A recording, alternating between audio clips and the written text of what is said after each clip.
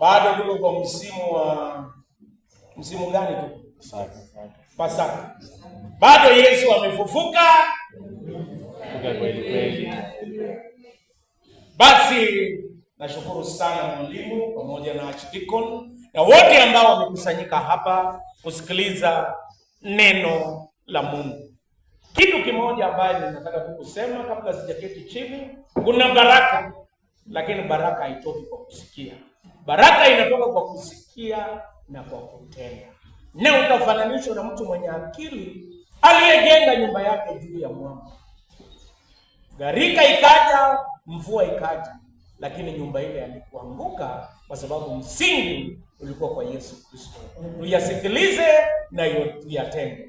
Karibuni St. Mark's Toro, na wenye St. Mark's wamesimama, na sina ya kuongezea kwa sababu mimi ni mtu wa mkono. Kazi yangu ni kukaa hapa nikutuma. Mbarikiwe sana.